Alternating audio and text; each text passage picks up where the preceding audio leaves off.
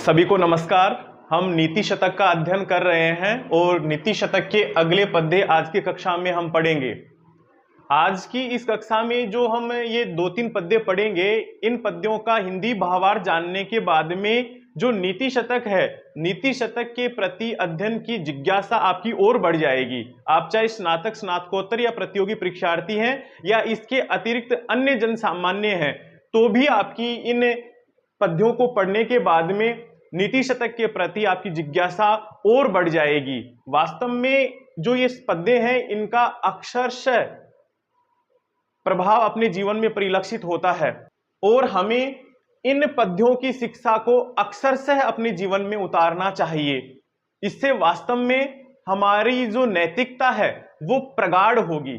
और नैतिकता जब प्रगाढ़ होगी तो हमारी उन्नति भी होगी। देखिए, इन पद्यों में जो उदाहरण दे रखे हैं वो केवल समझाने के लिए हैं, तो आप इनकी वैज्ञानिकता पे नहीं जाएं कि ऐसा पहले कभी हुआ होगा या नहीं हुआ है, लेकिन इनसे जो हमें मैसेज मिल रहा है उन मैसेज को हम बहुत अच्छे से समझने का प्रयास करेंगे कि वो क्या कहना चाह रहे हैं। तो देखिए, जो पद्य क्रमांक 36 है, इसमें महाकवि ये कह रहे हैं कि जब पिता संकट में हो तो पुत्र का यह फर्ज बनता है कि चाहे खुद की जान चली जाए लेकिन वहां पर अपना उपस्थित होना जरूरी है। आज का समय तो जो पश्चिमी संस्कृति है उसके प्रभाव में आकर के इतना दूषित हो गया है कि अगर पिता को दूसरे संकट में डाले या नहीं डाले, खुद संकट में डाले हुए रखते हैं या पिता की बेइज्जती करते रहते हैं, उनका कोई सम्मान ही नहीं करते। तो इस पद्य को पढ़ने के बाद में अगर अपनी अंतर आत्मा नहीं जगी तो फिर नीति शतक पढ़ने का कोई अभिप्राय नहीं है, कोई फायदा नहीं है। जो पद्य क्रमांक 37 है, इसमें भी महाकवि ने कहा है कि जो अचेतन वस्तुएं हैं, जो जड़ वस्तुएं हैं, निर्जीव वस्तुएं हैं, वो भी अपमान सहन नहीं करती। तो फिर हम तो चेतन अवस्था में हैं, हम तो सजीव हैं, हम में तो चेतनता है, फिर हम कैसे अपमान सहन कर सकते हैं। महाकवि ये कहना चाहते हैं कि जो अचेतन वस्तुएं हैं, अगर वो अपमान सहन नहीं करती तो जो चेतन अवस्था में जो घूम रहे हैं जीव, ये अपना अपमान कैसे सहन कर सकते हैं। जो पश्चिमी संस्कृति है, वो पश्चिमी संस्कृति ने भारतीयों की जो आत्मा है, भारतीय संस्कृति और संस्कार दोनों को ही इतना ठेस पहुंचाया है कि आज वो बहुत दयनीय स्थिति में है। लोग ये कहते हैं कि हम कंफर्ट फील कर रहे हैं, कंफर्ट फील करने के लिए हम जो पश्चिमी संस्कृति है उनकी ओर जा रहे हैं। अरे मैं ये कहता हूं कि कंफर्ट तो सुअर के है, जो नाली में पड़ा रहता है उसको किसी चीज की आवश्यकता नहीं है, ना उसे किसी संस्कृति की आवश्यकता है, ना ही उसे संस्कारों की आवश्यकता है। तो कंफर्ट तो वहां पर है। ज्यादा आप कंफर्ट के चक्कर में अपना सर्वस्व खो देंगे, अपना वजूद ही खो देंगे कि हम क्या हैं। जो भारतीय संस्कृति और संस्कारों का अपमान सहन कर लेता है, वो जड़ वस्तुएं हैं उनसे भी गया गुजरा है।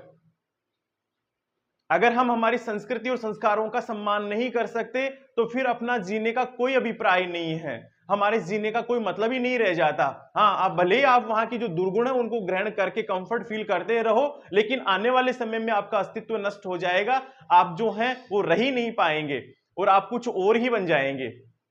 जो पद्य क्रमांक 38 है, इसमें महाकवि ने यह बताया है कि कई बार व्यक्ति कार्य करते हैं तो अपने आप को कार्य से बचाने का प्रयास करते हैं, मेहनत करने से डरते हैं और उस मेहनत के डर से या कार्य नहीं करने के डर से उसे दूसरे हिसाब से लेते हैं कि मैं तो अभी बच्चा हूं, मैं अभी तो छोटा हूं।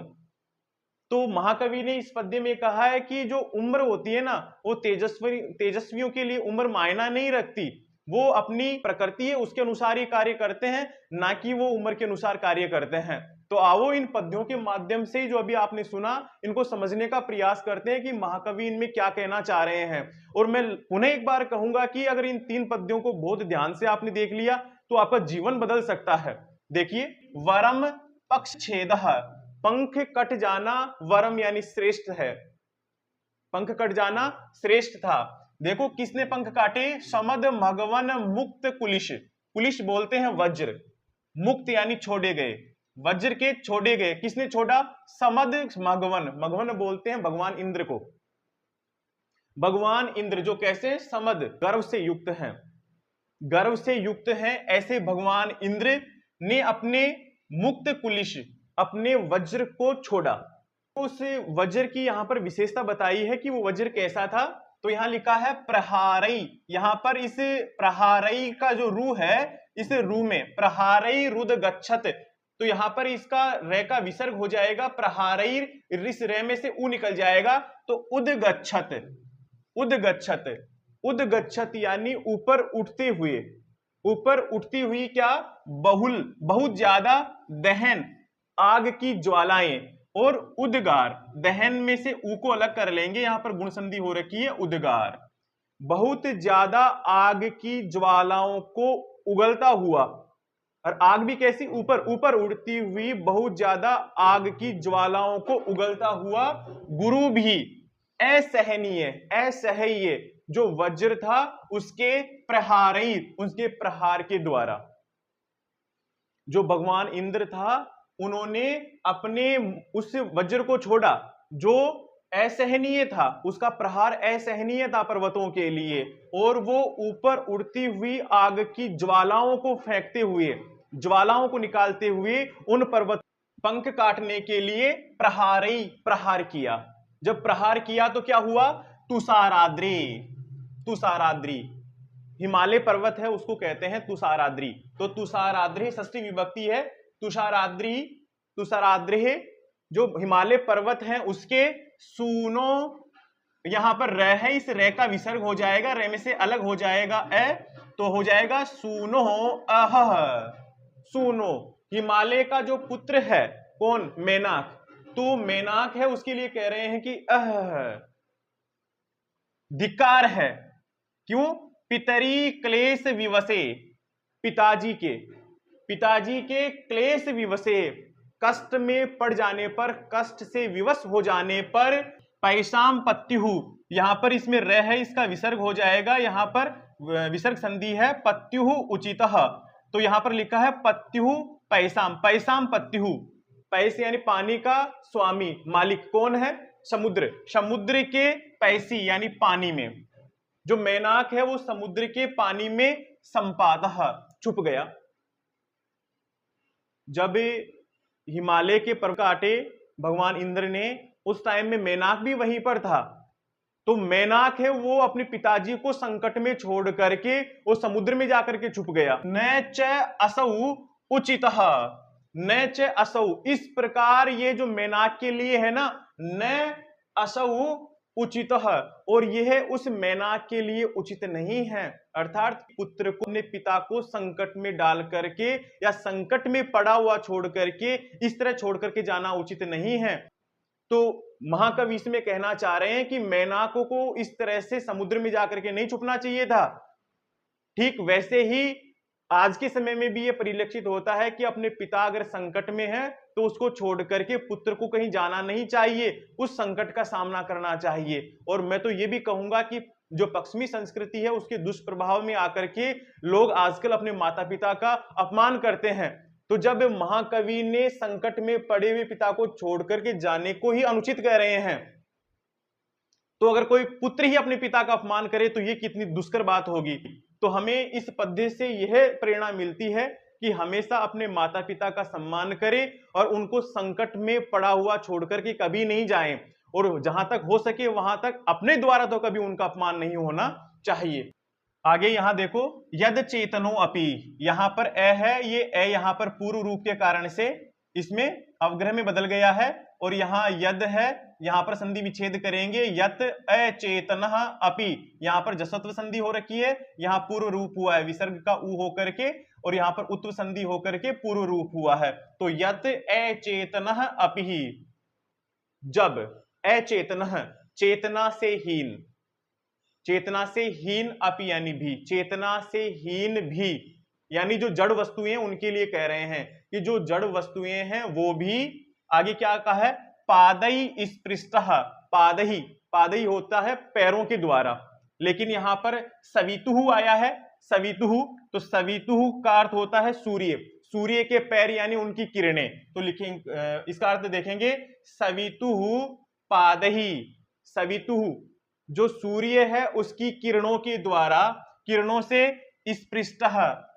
स्पष्ट हो जाने पर, छू जाने पर, स्पर्श कर जाने पर इनिकांत, जो सूर्यकांत मणि है, इनिकांत बोलते हैं सूर्यकांत मणि को, जो निर्जीव है सूर्यकांत मणि है उसको सवितुः पादै स्पृष्टः, जो सूर्य है उसकी किरणें छू जाने पर यानी उसके ऊपर सूर्य की किरण पड़ने पर, स्पृष्ट है यानी स्पर्श कर जाने पर, प्रज्वलति ही, वह जल उठती है। सूर्य अपने पैरों से मेरे ठोकर मार रहा है, ऐसा इनिकांत मणि है, जो सूर्यकांत मणि है वो ऐसा समझती है, और वह तुरंत जैसे उसके ऊपर सूर्य की किरणें पड़ेगी तो उसे अपमान महसूस होता है और वो सूर्य को जलाने के लिए खुद भी जल उठती है।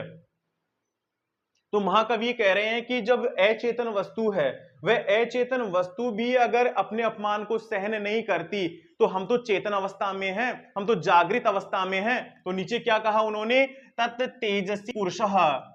तो जो तेजस्वी पुरुष है, स्वाभिमानी जो लोग हैं, वो परकृत निकृतिम कथम सहते हैं, परकृत दूसरों के द्वारा किए हुए निकृतिम अपमान को